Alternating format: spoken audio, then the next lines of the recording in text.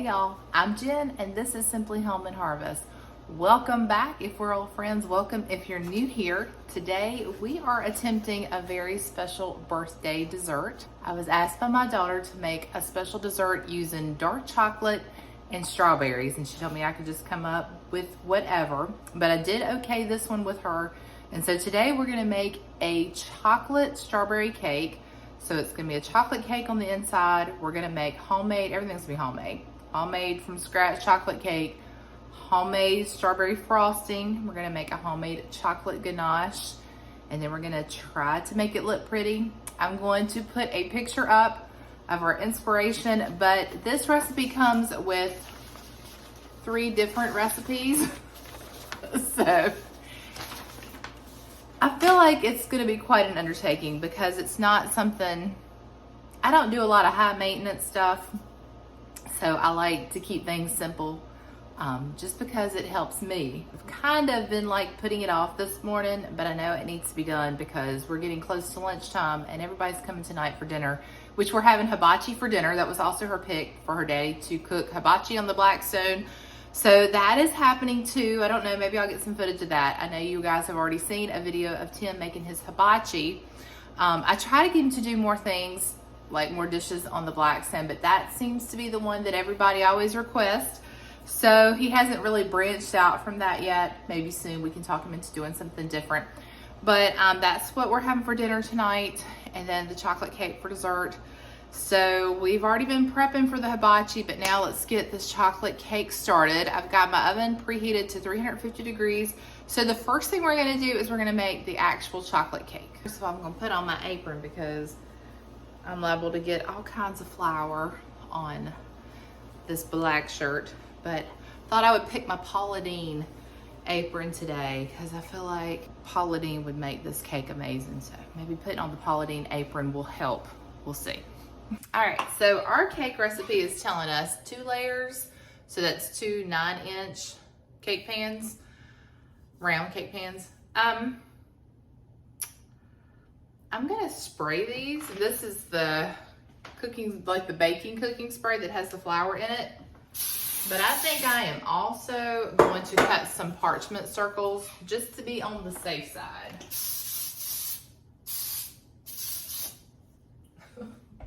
I do not want these to stick. Okay, probably unnecessary over preparing, but I feel better. Because I definitely don't want these cakes to stick to the pan. All right, set those to the side. Now we're gonna get our batter going over here in our stand mixer. And what I will do is I will link all 3 of these recipes down in the description box below in case you want to make this for yourself. First, we're gonna start with all of our dry ingredients. So this is not a healthy cake. We are not making diet cake for this birthday. So we need 2 cups of sugar. This is a 1/2 scoop, so I believe that's 4. This is a 1 3/4 cups of all-purpose flour. All right, this recipe calls for unsweetened cocoa powder, which is what we have here, but it also calls for an optional ingredient. That's 2 tablespoons of Dutch processed cocoa, which I do not have, and to my knowledge, I have never purchased. So since it's optional, we're not going to use it today, but I bet it would make for a richer chocolate. That's my guess. You'll have to weigh in on that if you've used it before. All right, 3/4 cup of unsweetened cocoa powder. Got our baking soda here. We're gonna need 2 teaspoons of baking soda. 1. We need 1 teaspoon of baking powder. Teaspoon of kosher salt. I just always use my Himalayan pink salt. All right, that's it for the dry ingredients. So I'm going to use the whisk attachment on my stand mixer, and we're just gonna get our dry ingredients mixed together. I found this little gadget in my kitchen cabinet when I was cleaning out the kitchen this week. So we're gonna see if this will help on some of those messes that we make. Maybe it'll shield a little bit. Let's see. All right, we have mixed this until it is pretty thoroughly combined. You can see everything looks very well incorporated there. So now we're gonna add in our wet ingredients, and we're just gonna add that right into this bowl. All right, first we're gonna add 2 eggs. Now, my eggs are room temperature here. Oh, look, y'all. That is what we call a double yolk.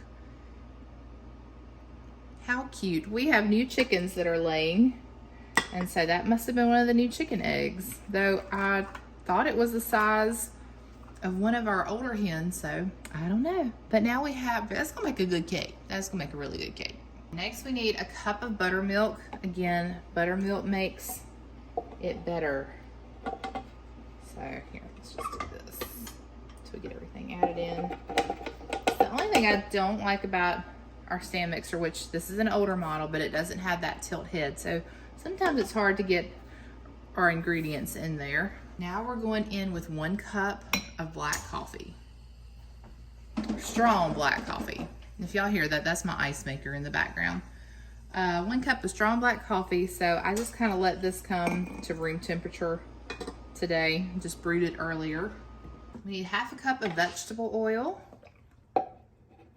and 2 teaspoons of vanilla extract.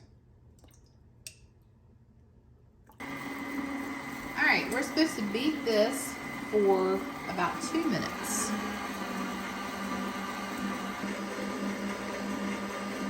So our batter will be thin, is what it said. And my stand mixer didn't do as good of a job kind of getting the edges scraped, so I did go in with the hand mixer a little bit.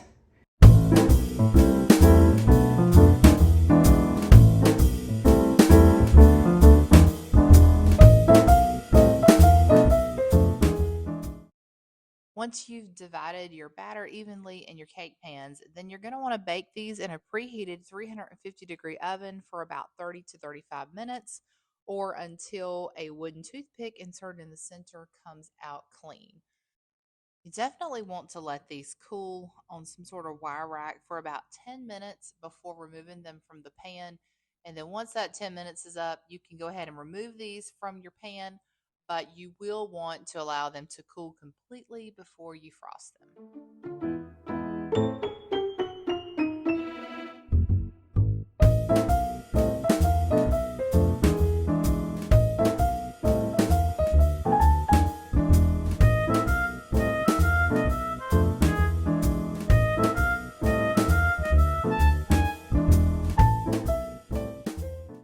All right, it's time for us to make the frosting for this cake.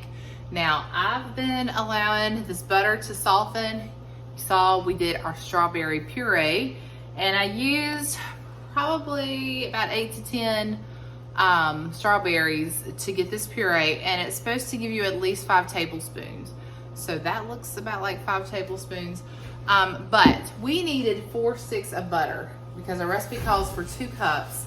And so that's a lot of butter, but we've now got it really softened. It's been at room temperature for probably about 3 hours, and it's nice and soft. So we're gonna do that. We're gonna cream our butter, but first we're gonna prep our confectioner's sugar or powdered sugar, and we need a lot of that too. We need 1.5 pounds of powdered sugar, which is equal to about 5.5 cups, and it needs to be sifted.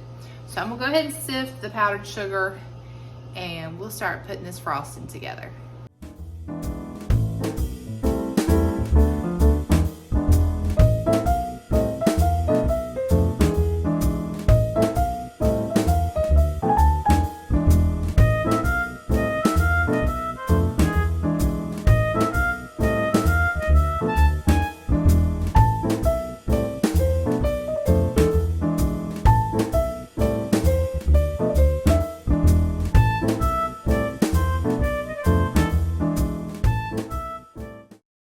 Once your butter has softened, you want to add in about 5.5 cups of the sifted powdered sugar.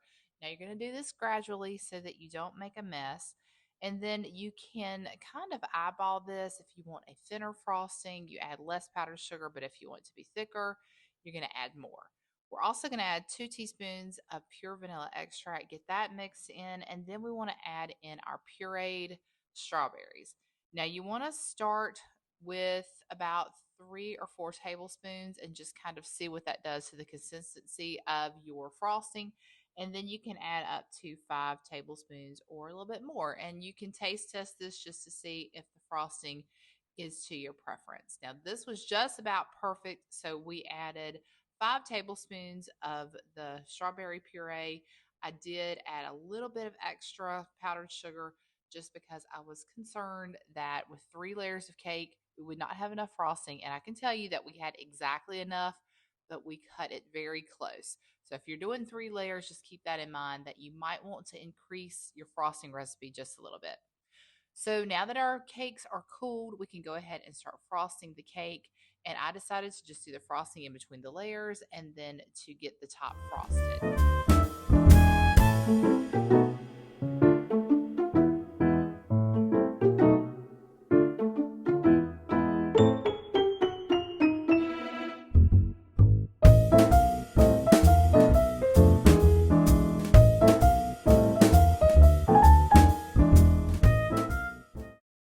Now to make our chocolate ganache that's going to go on top of the cake.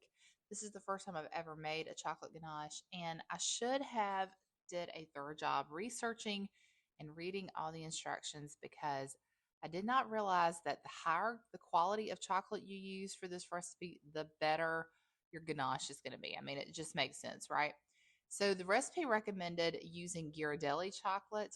I used the Aldi brand of chocolate chips. This was a whole bag of the semi-sweet chocolate chips, and then that's 3/4 of a cup of heavy cream. Now, I just brought the heavy cream to a simmer on the stovetop, and then once you remove that from the heat, you're going to add it to your bag of chocolate chips, cover it, and let it rest for 5 minutes. Now, once you uncover it, you should stir your chocolate until it's completely melted and your mixture is well combined. And then you need to use it right away. If you are not going to use it right away or you want to save it for later, you can cool it to room temperature and then you can store it in your refrigerator for a few days. But you see that it looks like it's melting and everything's coming together. So here's the problem I had, and you will see this as we go further into the video. In hindsight, I probably should have added this to like a squeeze bottle or something and just kind of squeezed it across the top and really like started on the edges, just like in a back and forth motion. I don't know if I can really explain that without showing you. But what I did instead was I started to frost the top, hoping that it would just run over the sides. And it did not.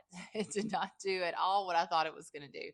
I probably should have just stopped there, but I didn't. I tried to get it to run over the sides, and it really just kept getting thicker. You can see that it's not doing at all what we needed it to do. In fact, it was starting to harden at that point. So we could have just like, heated it back up and tried again, or like I said, the squeeze bottle would probably have been a better option. Ella actually came in and tried to make it a little bit prettier behind me, but you see that, it just looks very homemade. It does not look like the professional picture because we're not professionals, but it was absolutely delicious. That little fumble did not affect the taste at all.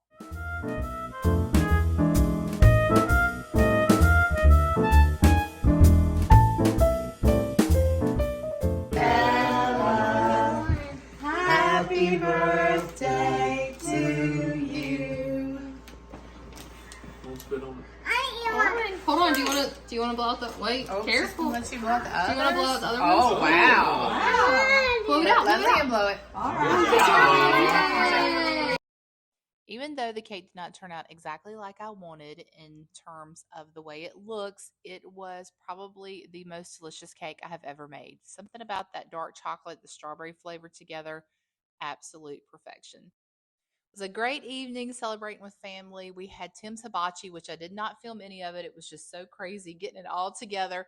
But I cannot believe Ella is 20. It seems like just yesterday I was holding her in my arms. I cannot believe how fast time flies. Well, I hope you enjoyed seeing how I put Ella's birthday cake together. And if you want a great dessert, that is definitely one you can try. I'll leave all those recipes in the description box below. Until next time, remember to live simply, use what you have, enjoy the moments you've been given, and I will see you all in the next one.